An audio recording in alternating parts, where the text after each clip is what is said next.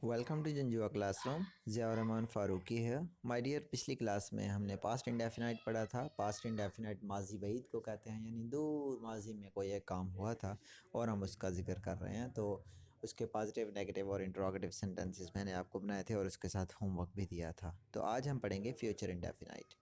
Future indefinite बिल्कुल present और past indefinite की तरह है, यानी इसमें हम जो है बात कर रहे होते हैं एक मतलब ऐसे ज़माने की, एक ऐसी आदतों की या इंटेंशंस की बात कर रहे होते हैं।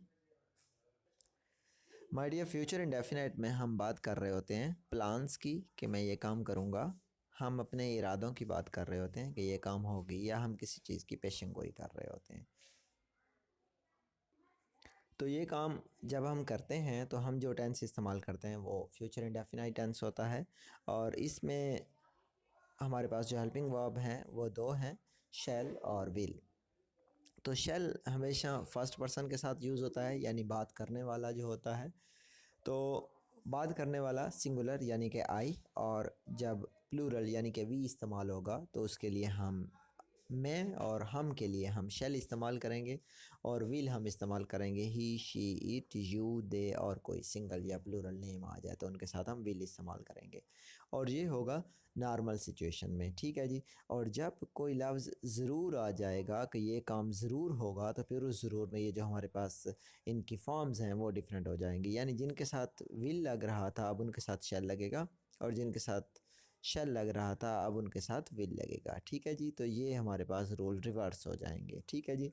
यानी अगर कोई कहे कि भाई मैं ज़रूर कॉलेज जाऊंगा, तो फिर उसके बाद आप वी के बाद विल लगाओगे, ठीक है जी। तो ये हमारे पास इसको हम कहते हैं रिवर्स हो जाते हैं इन कंपल्जन, यानी जब हम किसी ज़रूर के माने में बात कर रहे होते हैं। तो देखते हैं जुमलों को। इसमें जो आपके पास पॉजिटिव जुमला है माय डियर, जिसमें आपने सब्जेक्ट लगाना है, उसके बाद उसके मुताबिक और जुमले में कंपल्जन के मुताबिक विल या शैल इस्तेमाल करना है, फिर वर्ब की पहली फॉर्म और फिर ऑब्जेक्ट या कॉम्प्लीमेंट, ठीक है जी। तो ये कैसे बनेगा? जैसे कि आप कहते हो drink I shall drink water, यानी मैं पानी पीऊँगा, ठीक है। तो देखो, इसमें मैं पानी पीऊँगा में कोई ज़रूर वाली बात नहीं है, तो इस वजह से हम आई के साथ शैल इस्तेमाल करते हैं। और इसी तरह वी का भी वैसे ही बनेगा, वी शैल, ठीक है। और जब यू आएगा तो यू के साथ आप विल इस्तेमाल करोगे, बाकी सारा जुमला वैसे का वैसा रहेगा। इसी तरह आपके पास यू के बाद ही, पूरा जुमला वैसा, यानी कि विल के साथ वैसा जुमला। और इसी तरह शी विल ड्रिंक वाटर, और यहाँ आयशा विल ड्रिंक वाटर, पूरा जुमला वैसा रहेगा। और यहाँ आप कहते हो कि Ayesha and Beenish will drink water, और यहाँ आप कहते हो दे विल ड्रिंक वाटर, ठीक है जी। तो तमाम के साथ विल आ गया और बाकी के साथ शैल आ गया। तो ये हमारे पास पॉजिटिव जुमला बना, ठीक है जी। अब हम बढ़ते हैं नेगेटिव सेंटेंस की तरफ। तो नेगेटिव सेंटेंस कैसे बनेगा माय डियर? आपने सब्जेक्ट उसकी कंपल्जन के मुताबिक विल या शैल यूज़ करना है, और फिर आप इसका वर्ब की पहली फॉर्म और फिर ऑब्जेक्ट या कॉम्प्लीमेंट, ठीक है जी। जैसा कि मैं ज़रूर छुट्टी नहीं करूँगा, ठीक है जी। तो हम जुमला बनाते हैं आई, आप देखें जो का ज़रूर आ गया तो आई के साथ विल लगेगा, I will not be absent, ठीक है जी। तो विल नॉट के बाद बी जो है वो आपकी पहली फॉर्म है। और इसी तरह हम बनाते हैं we will not be absent. अब चूंकि ज़रूर वाली बात है तो यू के साथ लगेगा, you shall not be absent, he shall not be absent, she shall not be absent. और अब हम यहाँ कहते हैं कि Akram shall not be absent, और Akram and Haseeb shall not be absent, ठीक है जी। और अब हम कहते हैं they shall not be absent, ठीक है जी। तो ये हमारे पास जो जुमला आ गए हैं, तो ये ज़रूर के मानी में थे और ये हमने नेगेटिव सेंटेंसेस बनाए हैं, ठीक है जी। अब हम बढ़ते हैं सवालिया जुमलों की तरफ। तो सवालिया जुमले में क्या होगा माय डियर?